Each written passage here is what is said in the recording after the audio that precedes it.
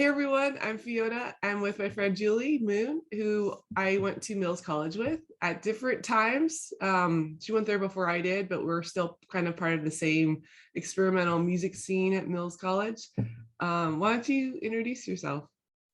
Okay. My name is Julie Moon. I'm a pianist, classically trained, and of course, I came to Mills on a quest to explore what music can mean to me without the constraints and all the tight academic weave that I was part of. And Mills really opened up a lot of things for me, just around really around healing music, healing trauma around sound.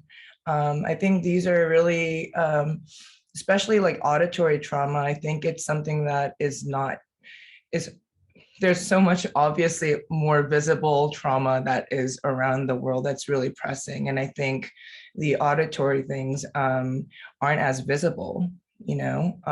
So anyway, I think with Pauline and with just kind of the exploring processes that we learn at Mills and how to ask questions, the right kinds of questions too, you know, questions that lead to more questions, I guess. But so yeah, and since I've been doing that, I've been kind of implementing those things into my own work and into my teaching work as well. And we'll see where it takes us, you know? Awesome. I'm curious more about the sound and trauma, like the auditory trauma. Can you say more on that? Like, are you talking about like sounds that may have been kind of not really accepted that are now being explored at Mills College? Or like, can you say more about that? I mean, I think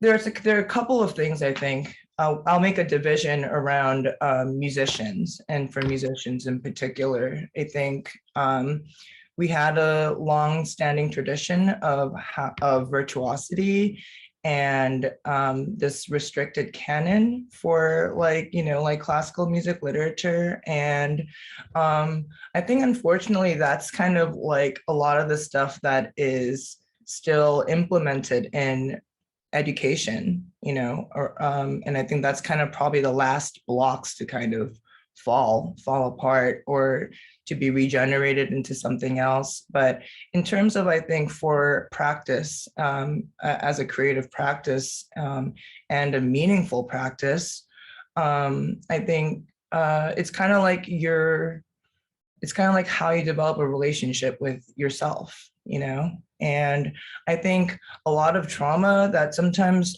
people go through via an instrument is not actually about the instrument, you know, itself. It's not about the music or the sound experience itself, but it's about those things around it. So I felt like one of the things is about like kind of separating those layers of separating those layers of experiences so that kind of to like kind of isolate and isolate sound from those things. And I think yeah, I feel like the inviting culture of, oh yeah, you want to try making a sound with that plastic bag and a paper towel roll. All right, let's put a contact mic on it and go for it, you know? Yeah, yeah. I think that was a phrase for a while. Put a contact mic on it. Put a contact mic on it, you know? Yeah, I remember in my undergrad sitting in Zena's class, her improv class, and one guy did, this is my first kind of introduction to kind of experimental music, and a guy was like planting a plant and he had a shotgun mic and he was like recording the sound. I was like, oh my God, that's so cool. Like who would have thought to do that, you know? I was like in my 20s. And I I kind of want to talk about like I guess like the overall theme that we're going to talk about in this video, which is music and mental health. Is there anything else that we should also cover? I think music and mental health can pretty much say all that. That's a lot, Oh yeah. right? Oh, Yeah. Hmm. yeah, and I think Mills is very important. It's like its own kind of universe out in Oakland. And my first experience with it was, whoa, like I'm so glad that this exists, because this is important. We need to be kind of pushing the boundaries of sound. We need to be exploring new frontiers, and there needs to be a space to like fully let go that's not in that kind of conservatory kind of stuffy environment, Hmm. where people are just playing, Bach, Brahms, and Beethoven. We both come from a classical piano background, and so we both have that like repertoire has to be, from the main five composers that did like the music for like Baroque to Romantic, Impressionistic music, the 20th century music.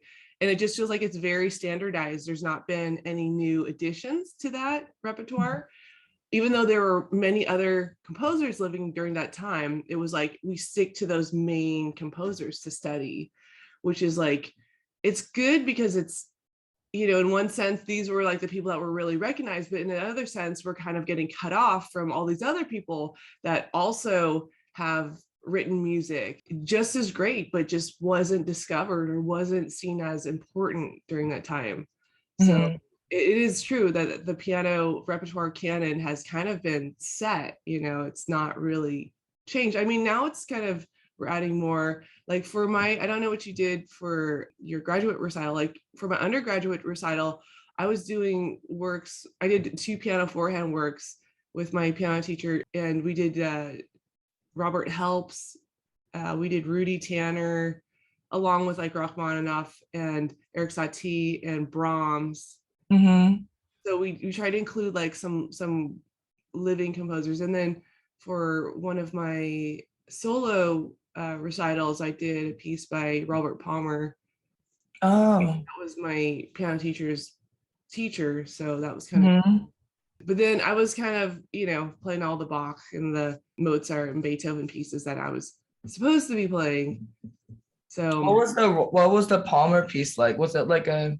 Toccata Ostinato, Mhm. that's that it's like in 13/8 time.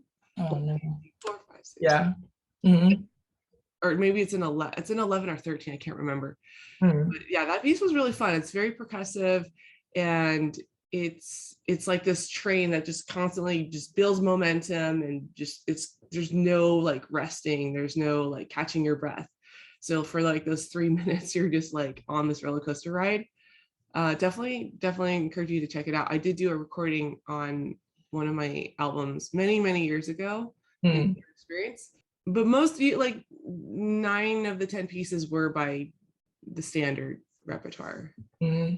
So Yeah, we kind of like are able to like kind of sprinkle it in a little bit.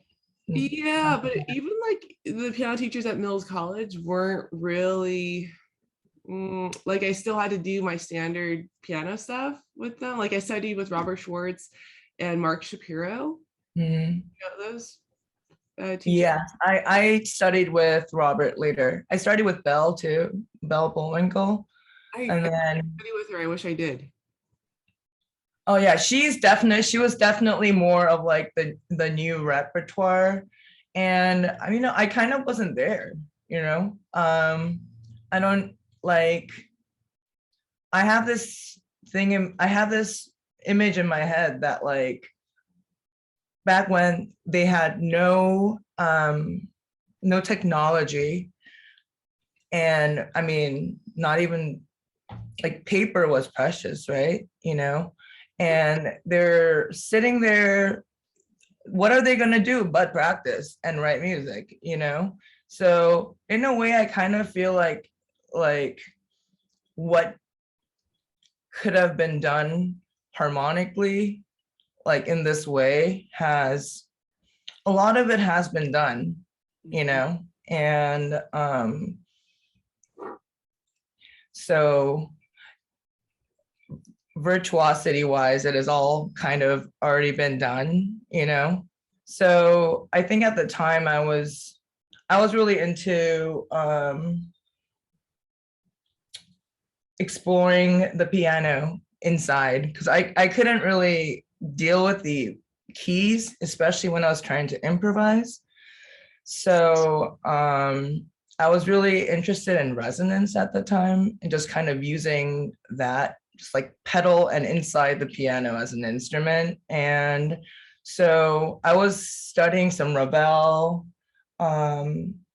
I performed Jadot for like the last one, which was like really interesting. I'm still kind of processing kind of things from that, which ended up like doing a dance residency at ACA, Atlantic Center for the Arts, and kind of use like water and use that kind of movement and sound with the dancers. And that was pretty, yeah, that's pretty cool. I mean, I think, like the most important thing is that like in conservatory, you and I are competitors, Right, like, exactly.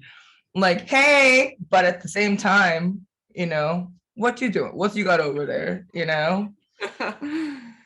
And while there's still community feeling with like doing ensembles and stuff, I love collaborating. And I think, I don't know, I guess I'm kind of that kind of a person anyway, where it's like I get very it's very osmotic, energetically, and really like to vibe off of that. So yeah, you don't get to really have a lot of room for that, in Yeah. those settings. Yeah, I know what you mean. Like when I was doing the improv, not on the piano keys, but like on the strings, like putting different like nails and screws on the piano inside, and hearing how that would just completely change the timbre of the sound. It was like, whoa, like I've been playing this instrument for my entire life and I didn't know it could make like a gamelan type of sound. Mhm. And you doing stuff with the ebo, and I don't know if you've ever taken like, is it fishing wire, and then you put the The stuff that rosin on it. yeah, rosin, you put rosin on it and then you just play it on the bass strings, Mhm. or like using just different mallets on inside the piano. That was always really cool. But also like bouncing those ideas off of the person you were playing with. Like I did back in the day, I even did stuff with like Mo Sayano on percussion, and like we would just like improvise for like an hour or something like that. That's And fun. it would just be like, what's the other person doing? And how can I kind of reflect back what I just heard, or communicate, or, kind of like a call and response or something like that. So it has like elements of improv where you're like listening more and you're being more of an active communicator. And Yeah. so I just felt like that was really cool, that interaction. And like, even when I was doing classical piano, I didn't really like playing solo piano. And I always like to play with other people, Mm. like always like feeding off of the energy, that synergistic vibe that you would get. I just loved, having that open conversation, that dialogue, Mm. musically, that would just like, because I would think of stuff to do that I wouldn't think on my own. If I was by myself, I would always kind of revert to the same kind of tricks and things that I Yeah. would do. Mhm. So playing with another person was like, oh, they're in a way they're kind of giving me ideas, and I have to bounce those ideas off of them. And it just really taught me to be really present, like instead of just always preparing myself, like in classical music where everything is pre-written for you and you don't have any say. It's just, how you interpret the music. Mm. And like with improv, it's like, you're kind of saying what you have to say, your message, and it's totally in that moment, and you're not pre-planning, you're not thinking about what notes you're going to play. It's just, you have to totally just be embodied and just be in that moment, which was scary and terrifying, but also very exciting at the same time.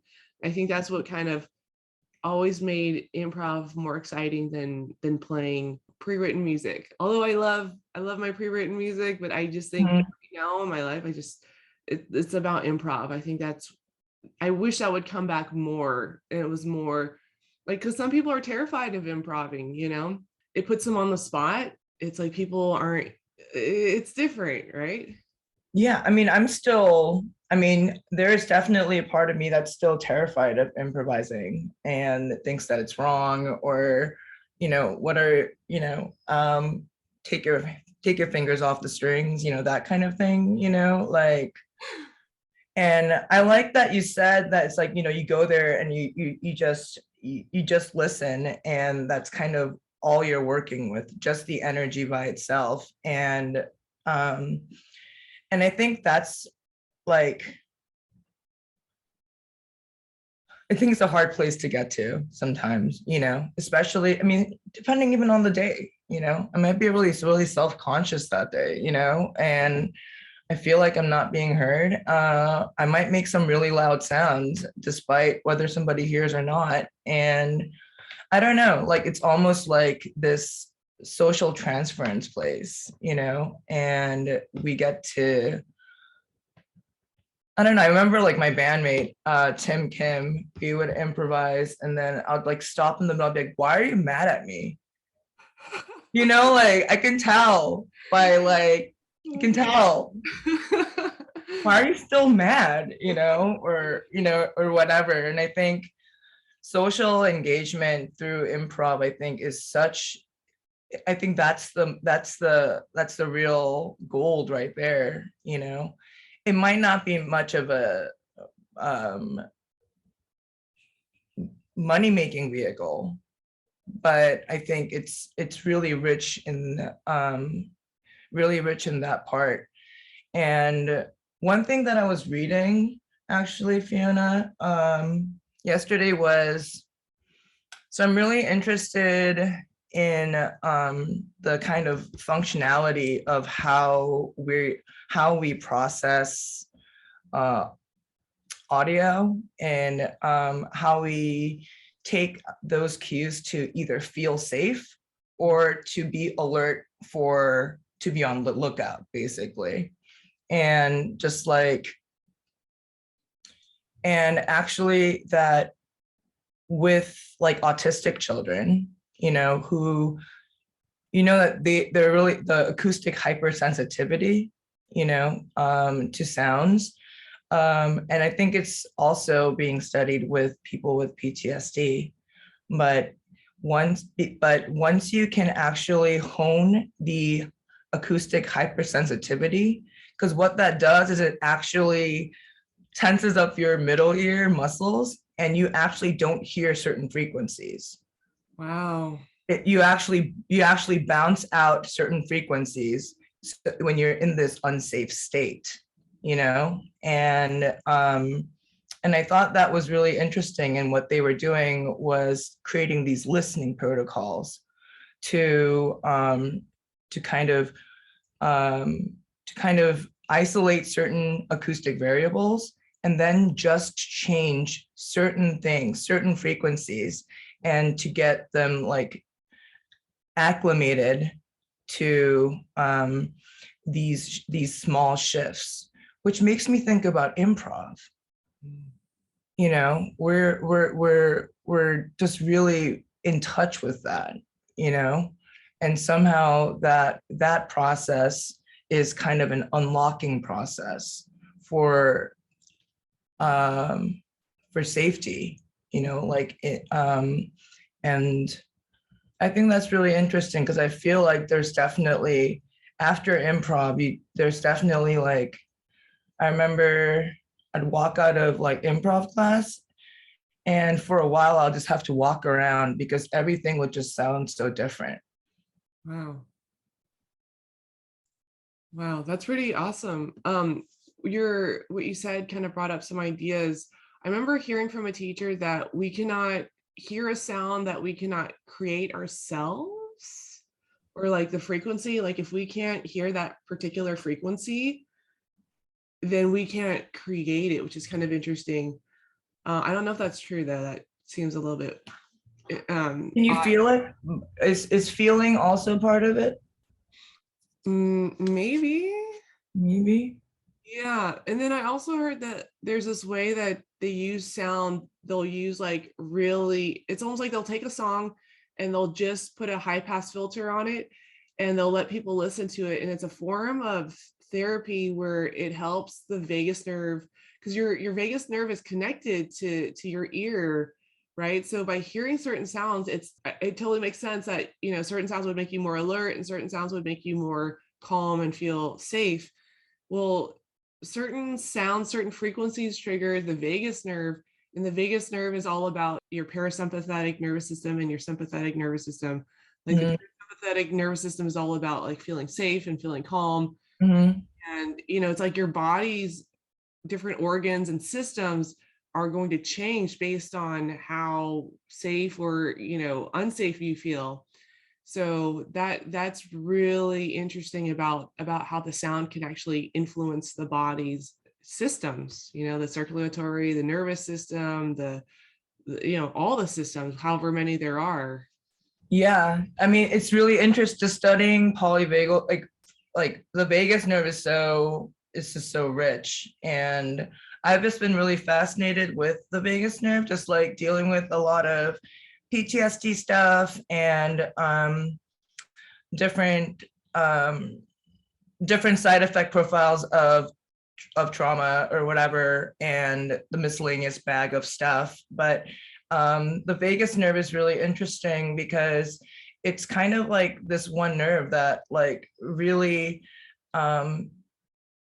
is like, it's like the control center between it like takes all that stuff in and it's like, all right, just this is going to be automatic, you know, we're going to think about this, you know, and whatever. And um strangely enough, like I think it's really cool, but like, so the things that can stimulate the vagus nerve is all the stuff that we do with like our mouths, our intestines, and like things like that, you know, anything that stimulates that nerve. And it's like sucking, right? Like all that infant stuff, right? Which is why we have like vaping and smoking and eating and drinking and all these things, right? That makes sense. But also for musicians, playing your musical instrument can also stimulate the vagus nerve. So I Wow. thought that was really cool. And I was like, oh, this is like a way in. This is some ways, you know? So that's really cool because I think there's like the research is around not just like how it becomes automatic, but how do we bring the automatic stuff? How do we train the automatic stuff to work for us? Right, You right. know? Yeah, that's a very good point. I had a teacher also tell that when you gargle, so like anything with the throat too, like with singing, because you're actually vibrating the vagus nerve when you're, Mhm. but like gargling, because it's like the back of the throat, right, is going to stimulate the vagus nerve. And so that's why Mhm. singing can actually improve our mental, emotional health, is just from those sound vibrations that we're doing. Yeah. It's really cool. And then also like ear massage too is going to be helpful for that. But I like somebody to massage my ears for I me. know. I'll just sit here and you can massage me. Yeah. There was one thing I wanted to ask you, which is like, how do you choose what projects to like, because I know you, because I love your industriousness and it's something that I really admire and kind of find inspiring about you. But at the same time, I like, you do so many different projects and it's like switching from, I put this on and you're like, okay, I got it now, I can put this on and go there. Like even today, you got to go to rehearsal, like, and you know, like, so how do you choose which ones to take on? And I imagine some of those choices some of them are better than others, you know? Yeah, no, that's a really good question. I think part of me, and this is part of my own, I think just way of dealing with stuff is like I busy myself, because then if I'm doing nothing, then I'm like there's this belief that like, oh, I'm wasting my time, I'm not, and that's like an anxious kind of anxiety thing. And I've had to learn to really invite quiet time, invite stillness into my life, so that it's not just go go go go go go go, because that Mhm. wears me out. And then I end up how I end up taking breaks is I end up getting sick. My body like forces me to take a week off or 2 weeks off. And so, yeah, there is this, like, I have fear of missing out, like horribly. Like part of me is like, I want to do this and I want to do that. And I've had to really calm that part of myself and be like, okay, what do I really have time for? And I'll try to see through things and see like how much energy, how much time is this going to take? I've already decided that I'm not going to take on any more film scores until I go back to LA in the fall. But because film scores take the most time and energy, just because I usually get the project, the director needs the thing done in 2 weeks or a month or something like that. And so it's just like, oh my God, adrenaline. And that's another thing I have to look at is my own adrenaline junkiness. I am drawn to where I have to, take on this crazy project, get it finished, have it be ready by a certain time. And part of me gets a high off of that. I will admit, like, oh my God, I put in all this work and I didn't sleep for 3 days. And yeah, I have this thing to show. And then I will celebrate afterwards by getting sushi and getting junk food and then watching Netflix for like 3 days straight. It's not a healthy thing. I don't recommend it. And I'm trying to just be more balanced as I take on projects right now, because I'm not at UCLA right now. So it's like, I'm kind of needing to kind of fill in that busyness, like that part of me that's like used to like getting a lot of things done. It's also, I don't know if you believe in astrology, but I'm a Capricorn, and Capricorns are like really kind of workaholics. No. I don't know if you've noticed that Capricorns tend to be kind of all about like getting things done because it's an earth sign. So it's like, how can we manipulate the environment and like create things and do things? And my biggest thing is not completing projects. Like I'll get so close to finishing them and then I'll just like give up, or I'll be like, oh, I'm burnt out, or I just lose interest. So I don't know. I think it maybe seems like I'm doing a lot more than I am. I've had a few people kind of say like, oh, it looks like you're doing like a million things on your YouTube channel. I'm actually putting a lot of backlog stuff on YouTube right now. So that's like been done for a while, but I just kind of put it up there. Yeah, getting really clear about what I want to do with my time is really important because, my time is kind of split between teaching my band Telepathic Birds, composing, and performing. And then the rest of the time is kind of like, okay, I'm sleeping or I'm eating or hanging out with friends. I think it's like I have to be very discerning about which projects I take on. And I've still not really learned that lesson. I'll take on way too many projects and then I will start to kind of resent, like, oh my gosh, I wish I didn't take this on. Like I turned down this one Doors cover band. They wanted me to do keyboard stuff for them, and it sounded really cool because I love Doors music, but also I'm like, I need my weekends for the band. I feel like I can't really split my time and energy in too many directions. But yeah, it's a dichotomy, definitely. It's like this dilemma of like part of me that is fearing missing out and wants to do all these amazing things. And then part of me that's just like, oh my God, if I could just focus on one thing, I'd probably do it a lot better. And I'd probably put a lot more effort and thought into it. So I think it's like how many kids, like some people have like one kid and then they shower that kid with a lot of attention. And then you have like people that have like 12 kids and it's like, okay, I got like, you have to split my time, between 12 kids. And so, your time and focus is divided.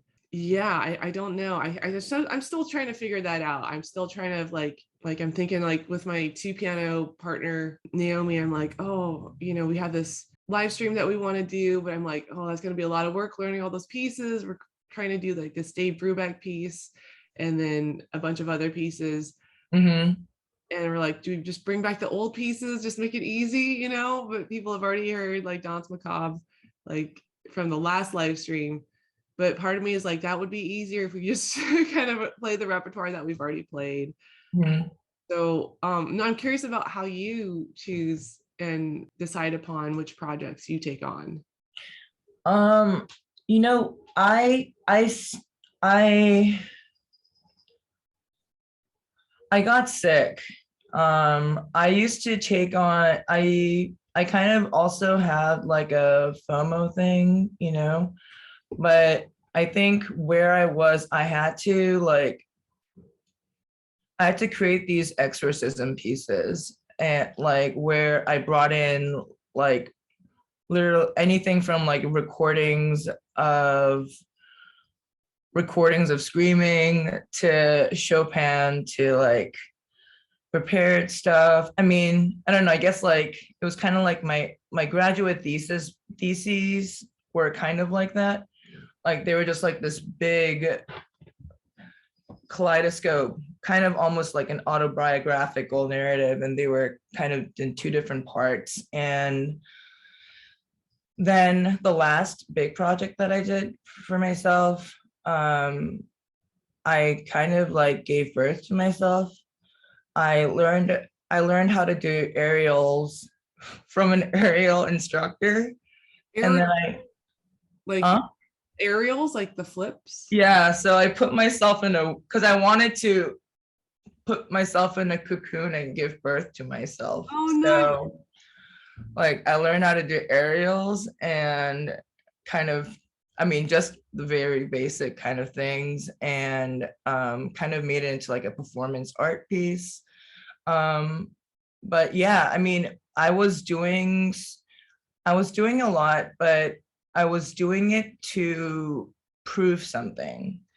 And I think it was a lot of it was proving, obviously, like, because music is not an appropriate industry to have a job in, you know, I'm trying to prove that I'm trying to prove its worth, or trying to prove my worth in the value of my work in doing it. And I think, so there was a lot of negativity, I guess, that was kind of pushing these projects to fruition. And even with some of my FOMO-ness, like if I actually explored carefully, it might have been, it was like actually kind of, some of them were just kind of like buried resentments, you know? And me wanting to take it on, not necessarily for the right reasons, you know? And I think that's something that I had to learn how to do really, really well, which was even what shows to go to, you know, even people to hang out with, you know. And so anyway, I got sick, and this is not probably what I'd recommend either, but I took a big break. My last commission was something for the Merce Cunningham Centennial in 2019, and that was really fun. I got to make a visual art piece. That's more like what I did instead of like really making any music for it. I did some, but yeah, and then I just kind of like took a break, you know, and then pandemic happened and things, and it's kind of hard after I've taken a break. I'm used to being this person that that nobody knows I play music or something, you know, like I can easily be that person and kind of just do that. So I'm starting to ask the questions, how do I put myself out there again? You know, how do I start saying yes to things? And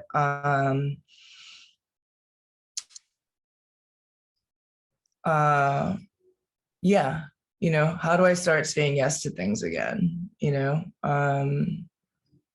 but I think I had to step away because the way I was making music wasn't sustainable. Like it wasn't gonna, I mean, I'm being dramatic, but it was taking years off my life. Just kind of how intense and how consuming I made these things out to be, you know? So I think spreading spreading the energy around is also not a bad thing. You know, it's kind of like if you have one plant and I keep watering that shit, and it you know, I pay too much attention to it, and then it dies. Maybe I just need a whole bunch of them, so I can't, you know, I can't really tunnel tiger mom just one plant, you know. Ah, that's a really good point, actually, where you talk about taking a break. It's interesting because we both have, I'm assuming we both have tiger moms, Asian Yeah. moms. I was conditioned at a very early age to basically just do a million things. Like I was doing tap dance, ballet, swimming, synchronized swimming, water polo, piano, violin, singing, acting, just like a million things. And I remember going to Chinese school on Saturdays at like 7 a.m. in the morning. Yeah, your mom's good. Oh my God. Was your mom like that? Or you just be doing a million things? My mom was, I mean, I guess I went to two different schools growing up. So I went to a regular school where I learned English and math and stuff. Um, and then I went to conservatory on the weekends. I mean, so I just did that. But my childhood was a little rough, you know, I would say, just like having to practice, like, and it's just like, that's why I say again, it's not necessarily about the instrument itself. It's not that. It's just having to be deprived of different like social engagement stuff or things in order for this kind of very linear trajectory that we're being chosen to kind of mold ourselves in. You know, I'm reading this book called Off the Charts, and it's kind of a case study into different child prodigies and how they grew up and how the mentors they had or schools they went to impacted their lives and their careers going forward. And just a lot about how that linearity from such a young age hindered a lot of people from really expanding and being able to be creative even in what they were doing, you know. And then a lot of them do experience a lot of burnout very quickly. So I think that model is probably going to stay for a while, but I hope it changes. And I think that's what I'm doing when I'm teaching music too. Like I'm trying to make that change, at least in my own studio, you know? Yeah, that's good. The whole tunnel vision thing and like having that teacher that's like super strict and like you must practice your scales 3 hours a day and work on your Beethoven and your Mozart sonatas. Like I had that upbringing and like it was very music theory heavy. So we were, writing chord progressions at like when I was like 7 years old. And I remember just feeling like, oh, but I just want to play with my friends. I just want to Yeah. like play in the park, play in the swings and stuff like that. And I do see it with prodigies, with people that are really developed musically. They don't, or they have struggle when they are interacting in like a normal social environment. They're kind of awkward, they're kind of shy or whatever it is. And I know like when someone's just spent so much time alone, that's the thing, is like when we're spending hours and hours at our instrument, it can be kind of a lonely process. And so we're not used to being around a lot of people and a lot of musicians. I've noticed in my own peripheral vision is that they tend to be a little bit socially awkward and dysregulated emotionally, just because music is an outlet that they can really express themselves. Mhm. There tends to be a little bit of like they don't know quite how to function in the 3D world. I've Mhm. met some people like that.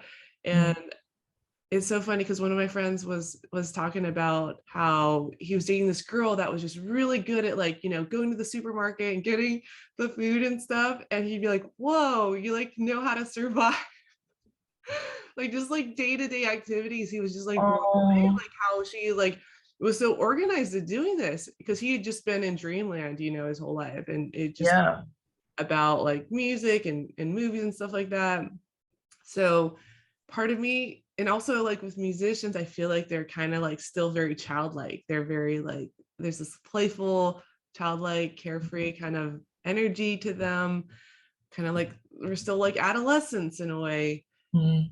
And I agree with I took a big break when I was around 11, 12, 13, where I like didn't touch the piano. And I remember I just like look at the piano and I just had resentment. I was just like, oh, like I don't want to play you, like I hate you.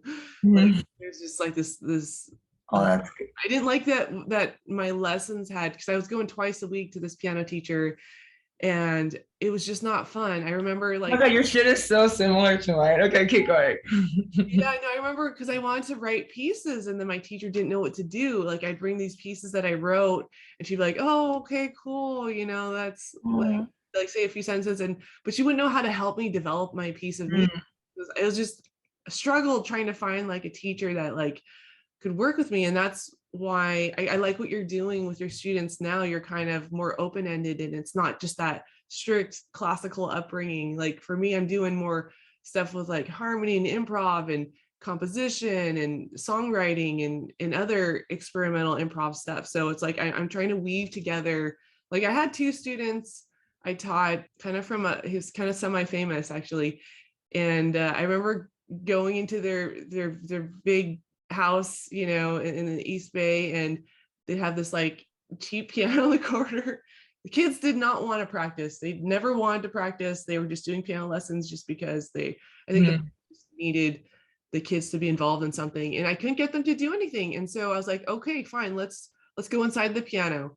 So I took off the lid of the piano thing, and then they were playing the strings. And I remember the dad was like, aren't they supposed to be learning scales and like chords and stuff like that? And I'm like, well, your kids don't want to learn that stuff. Like I could tell like there was no way I could get them to do that stuff. Like they had been given everything, like, and they wanted to be the boss of themselves. And so, Mm. but the one thing that they were excited to do was to make sounds out of the piano using their fingers, using guitar picks, putting stuff in the strings. And I know I was like, if this was a nice piano, I wouldn't do this, but it was just a cheap piano. So I was just like, Yeah. okay, let's just do it. And so they were just, playing, and they just got so engaged because it was all about the resonances, the sounds, the timbres, and like these cool sounds that was like different from the typical, just playing a piano note. It was just like, oh my God, it opened up this whole world of sound to them. Mm. That's what kept them interested, was just this improv on inside the piano. Yeah. And it was just like, I have to work with every student. I'm working less with kids now. I'm working more with adult students, and they're usually not beginner students. But when I was teaching more younger students, I had to like really figure out how to get them engaged, because I Mhm. knew for certain I did not want to be that strict piano teacher that was just like, oh, we got to do this, this, and this, and there's no room for anything else. Like I knew that I needed to have a different approach, and I wanted to weave in the other interests that I have. And I like that you're doing that with your teaching practice. Yeah, thank you. I mean, you like we're doing it because we want something to change, right? And it's also like you're saying, it's pretty chaotic, like when you're trying to engage a really young when you're going to try to engage a really young kid. I kind of I have my adult students, and but then I have my share of beginner students, and I think it's because I think it's because I feel like that first experience you have with the piano is very formative, and if from the first relationship you're forced to do things, you don't know why you're doing them, you don't want to do them, or any of these things, like that's that's gonna mess it up for, I mean, that's not a stable foundation. So I like getting to the beginners like early on and getting them to know, you can explore. Yeah, mistakes are like part of the thing. And then like anything you play can be a story, or like whatever. And that it's fun. I try to just get those basic things across. And then and then I think strategically, if I make them think that it's their idea, they want to do it. So I'll be like, no, you can't play scales. We're not playing scales. I'm not going to teach you that. You can't. No.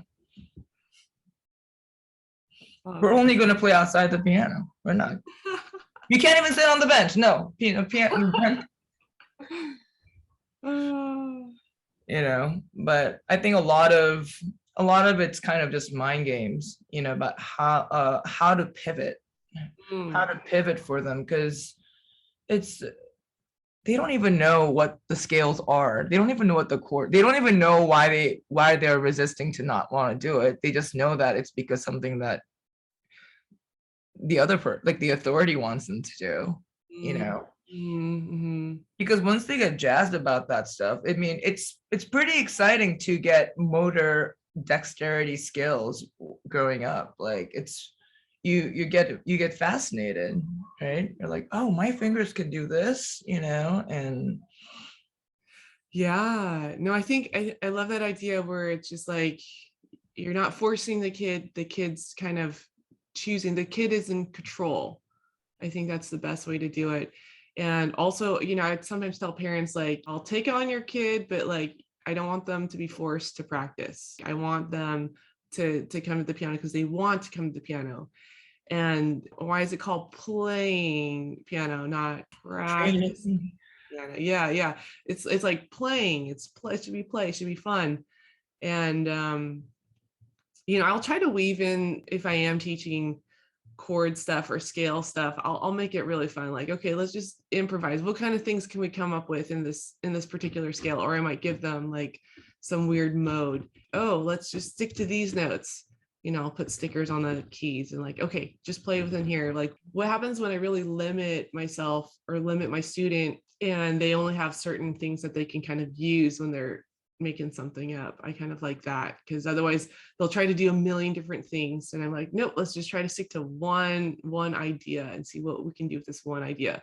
Like Ligeti in his Musica Ricercata, that important piano kind of process. It's a group of pieces where he would start off with, how do you create this piece just using one note on the piano? I think it's pretty cool. And he does it for 2 notes, 3 notes, all the way up to 12 notes. I think he kind of breaks the pattern around the fourth piece, but I like to use that as an example. Oh, that's very cool. Yeah. Oh, I wanted to say that, so I have these contemplation cards. Oh, yes. So, I mean, I kind of take one out usually once a day, but I'll be stuck on something and I'll be like, hey, what do I need? Anyway, this morning. Creativity, awesome. Yay. So that's off to a good start today. Oh, that's so cool. So what cards are those? They're just kind of like little angel, like I don't know what they're called. I know that they're called angel cards, and for somebody calls them angel cards, but I'm not sure if they're angel cards, but they're like different. Oh, yeah, because when I first saw those, I thought those were oblique strategies. So you know about the oblique strategies? No, but that sounds interesting. So this is Brian Eno came up with this tarot deck. I had the oblique strategies as an app on my phone. Obliques? What? Strategies. Yeah, so you'd basically draw a card and it would basically tell you could use this as like a inspiration for a piece of music that you're writing, but some of the things were like, you need a head massage or something like that, or what's the opposite of this, or think in terms of, let me just see if I can find an example, because like 30. Take a shot and come back to the piano. Okay, here. So look at a very small object, look at its center. So these are, things to kind of help you solve problems, help you with your creativity if you're stuck, and kind of inspire like different ways of thinking about things. So These are digital cards. You can get the hard copy. Oh, here's another one, like faced with a choice, do both. And then do nothing for as long as possible. So they're kind of just to kind of help you spark creativity if you're stuck, which I think is a good idea. I think it's like the tarot card idea. I think that's brilliant to kind of, That's it's cool. kind of like, maybe you can have your own little tarot deck. Yeah. No, I think that's smart. I already have like 6 tarot decks that I but I think it's important to kind of think about things that you wouldn't normally think about. So like part of the reason I love film scoring is because the director usually has me create music that I'm not normally defaulting to when I'm creating. And I like that because it's like, oh, I didn't know this was in me, that I would write a piece like this. And that I think the same thing with tarot decks. It's like, oh, I didn't think of it that way. This is kind of interesting. No, I was just wondering if you were recording your sounds, your film score sound, the instruments. No, I'm just mostly processing the stuff. It's all sample library stuff and then processing stuff on Ableton. And we did record voiceovers though. So like I had to make, I did it with a friend, and we had to do like laughing sounds, and we had to do like, kind of like sounds. And then I had to do like a kissy sound, like a kind of sound, but it's definitely a lot of work, and it's a lot of time and energy. You've done a lot of stuff with dancers and stuff like that. And I've done like one kind of electroacoustic piece for dancer, but it was more kind of pre-recorded and stuff. People want to find more of your music. Where can they kind of find your music? They'll have to look for it. Do they go to a website? Do they come to your house? It's coming. Okay. But if they want to follow you on social media, or do you not want people to follow you? Oh yeah. I guess there's Julie Moonshine on Instagram. I'm working on my moment here. Was there anything else we want to cover before? So I'm really working on my website, and it's like it's something that just takes long. I don't know why, but it's like you're gonna put all your music and stuff on there and your art. Yeah. So, well, yeah, definitely, we can post it below, or we can wait till it's ready and then post it. It sounds good. Okay, cool. Thank you, Julie, for doing this. Hey. Yeah, thank you for sharing everything, and maybe we'll elaborate on the music and mental health. Yeah, I feel like we have some things we can talk about, definitely. So yeah, I feel like we're just scratching the surface right now. Definitely, dive deeper. So yeah. Awesome. All right, okay. Julie, we'll see you later. All right, have fun. Bye. Bye.